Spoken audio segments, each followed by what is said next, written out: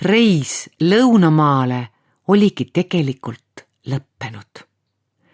Juba vihisesid meie alt mööda väikesed suvilad, kus linnud võrkkiikedes lesisid ning kõrs noka vahel mahla sisse kaanisid. Juba paistis ka kõrge viilkatuse ning nikerdatud korstnaga maja, mis seisis päris Lõunamere ääres, nii et verandatrepil istudes sai jalgu soojades lainetes sulistada. Selles toredas majas elas kõikide lindude vanaema Sigrun, Lõunamaa perenaine. Vanaema maja ümber käis hirmus sigin ja sagin. 1000 linnud olid seal ametis kõigi nende suurepäraste lõbustustega, millest Pipo meile jutustanud oli. Nad mängisid võrkpalli, ehitasid mudalosse, liuglesid alla pikkadest ja käänulistest torudest, karglesid killudest täispuhutavatel kummimadratsitel ning loopisid palmitüvede külge kinnitatud märklaudade pihta noolt. Maandusime just vanaema aiavärava taha ning isa ütles: "Noh, Pipo, oledki päral. Siin ongi sinu tagaigatsetud Lõunamaa." Aga Pipo ei paistnudki enam eriti rõõmsana. Ta joonistas varbaga liiva sisse kriipsusid ja pomises. "Jah, aitäh, aga kas teie lendate nüüd kohe tagasi?" Ma sain aru küll, mis Pipot vaevab, ega lase Lõunamaale jõudmisest täit rõõmu tunda. Ma ise tundsin täpselt sedasama. Oli nii kahju Pipost lahkuda. Muidugi ma teadsin, et me kohtume kindlasti veel, et Pipo hakkab igal aastal rändlindude päeval üle meie maja lendama, istub vahetevahel ka meie rõdule ning joob koos minuga klaasi limonaadi vanasõpruse terviseks. Ja lendab siis muidugi jälle edasi, sest tema tiivad on muutunud tugevaks ning ta ei vaja enam meie abi. See tähendab seda, et mitte kunagi ei ole me enam Pipoga päevad läbi koos. Ei rända isa lennukis üle metsade ja mägede, ei maga teineteise kaisus ega söö ühest taldrikust onu Klausi keedetud matkasuppi. Mul tulid pisarad silma ja ma nägin, et ka mööda Pipo nokka veerevad tillukesed tilgad. "Ega te ju otsekohe ära ei pea lendama," palus ta. "Ei, muidugi mitte," lohutas teda isa. "Me tahame kindlasti siin Lõunamaal ringi vaadata ja vanaema Sigrunile lugupidamist avaldada. Enne õhtut ei lenda me kindlasti mitte kuhugi." See rõõmustas Pipot ning mind samuti. Me läksime vanaema väravast sisse ning kõndisime peagi lõbutsevate lindude vahel. Mitmed neist viipasid Pipole ja hüüdsid hei, hei, aga igalühel oli nii palju tegemist, et keegi ei märganud Pipot kampa kutsuda ega talle öelda: "Kuule, saame sõbraks ning hakkame koos mängima." Varem kohale jõudnud linnud olid kõik juba endale mängukaaslased leidnud ja möllasid nendega ringi, nii et Pipol jäi üle neid vaid kadedalt vaadata ning meie seltsis mööda randa ringi jalutada, justkui oleks ta mingi turist, aga mitte samasugune linnulaps nagu teisedki. Siis hakkas korraga pasun hüüdma ja keegi pika sabaga lind karjus: "Tähelepanu, algab igasuvine lindude võidujooks, osavõtjatel palutakse tulla stardijoone taha." "Mina tahan ka võistelda," ütles Pipo ja sikutas mind ärevalt käest. "Ma olen sellest võistlusest nii palju kuulnud, ma tahan kindlasti proovida." "Milles asi," arvasin mina, "proovi muidugi." Aga kui me starti jõudsime, silmitses võistluse kohtunik Pipot hoolikalt ja ütles: "Hei, sina küll osa võtta ei saa, sul ei ole ju juustepaela. Järelikult oled sa võidujooksu jaoks veel liiga noor." Pipo tuli löödult meie juurde. "Mind ei lubata võistlema," ohkas ta. "Olin unustanud, et võidujooksus tohivad kaasa lüüa vaid need linnud, kellele vanaema Sigrun on kinkinud sünnipäevaks juuksepaela. Minu sünnipäev on aga alles 2 kuu pärast. Pean lihtsalt istuma ja pealt vaatama. Kui kurb, ehkki ma nii väga tahaksin võistelda, nii väga."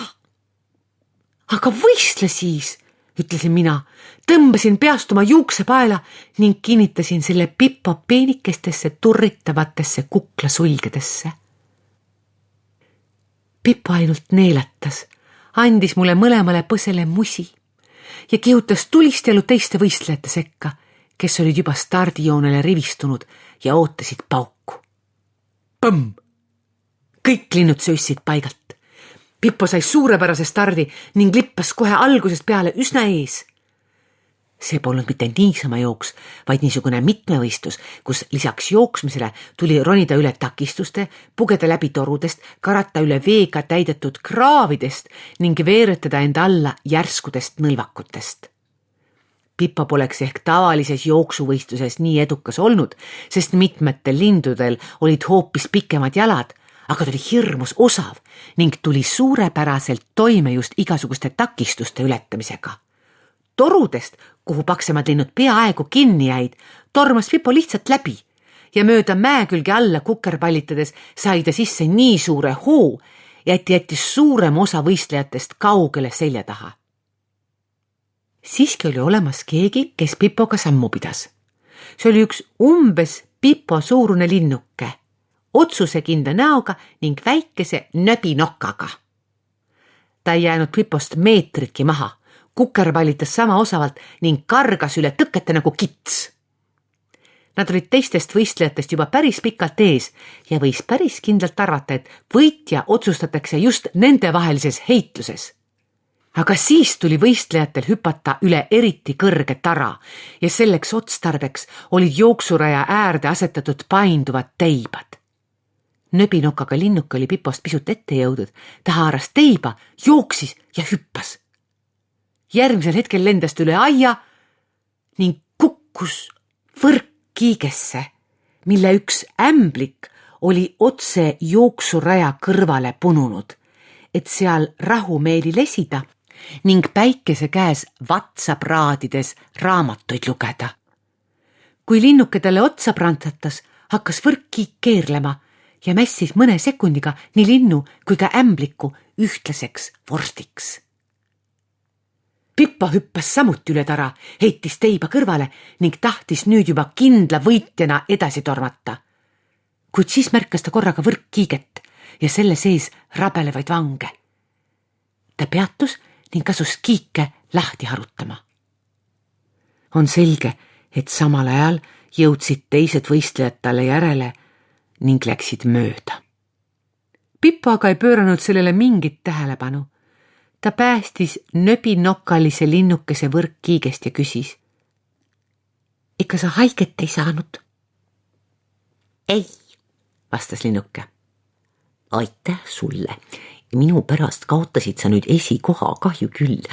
Kuule, mis oleks, kui me saaksime õige sõpradeks? Minu nimi on Lembit. Mina olen Pippo, ütles Pippo. Mul oleks väga hea meel sinuga sõbrustada, Lembit. Nad võtsid kätest kinni ja kõndisid rahulikult finišisse. Ühesõnaga, ehkki Pippo kaotas jooksuvõistluse, läks kõik tegelikult suurepäraselt. Pippo oli ju leidnud endale uue sõbra ja seetõttu ei tundunud lahkumine meist talle enam nii hirmus. Nad läksid koos Lembituga vanaema Sigruni juurde, kes istus kiiktoolis ja autasustas jooksuvõitjaid. Vanaema kallistas Pippot ning ütles. Ma nägin kõike, sa oled väga tubli väike lind, ainult et see juuksepael on sulle pisut suur. Tead, Pippo, ma kingin sulle õige uue ja parajama. Palju õnne! Meile kinkis vanaema oma kootud punased sokid, selle eest, et me tema lapselapse lõunamaale olime toonud. Me tänasime lindude vanaema ja siis polnudki enam midagi muud teha, kui jätta hüvasti Pippoga ning tema sõbra Lembituga ning kõigi teiste lindudega eesotsas nende väärika vanaema Sigruniga, kes kiikus oma toolis ning lehvitas meile sukavarrastega. Me tõusime õhku ja võtsime suuna Põhjamaa poole ning mina ütlesin kurvalt, ongi reis läbi ning seiklused seigeldud. Kuidas sa võid niiviisi öelda? Imestus onu Klaus. Kas sa tead, tagasitee on alati palju põnevam. Just tagasiteel need kõige kihvtimad seiklused juhtuvadki. Pane tähele, Plika, meil on eesel palju ülimalt huvitavaid päevi ning verd tarretavaid seiklusi, enne kui me oma vana head küla näeme. ja tal oli õigus. On lausa uskumatu, mis meiega tagasi teel juhtus. Aga ma ei saa kahjuks sellest enam teile jutustada. Ema käis just praegu minu toas ja ütles, et ma pean otse kohe magama jääma ning teki all kirjutamise lõpetama, sest homme on koolipäev ja ma pean kell 7 tõusma. Nii et pole midagi teha. Pean siinkohal punkti panema ning tule ära kustutama. Aga ma arvan, et te võite ju ise seiklema minna. Siis näete oma silmaga, missuguseid kummalisi asju teiega koduteel juhtub. On ju nii? Teate, ise ongi põnevam.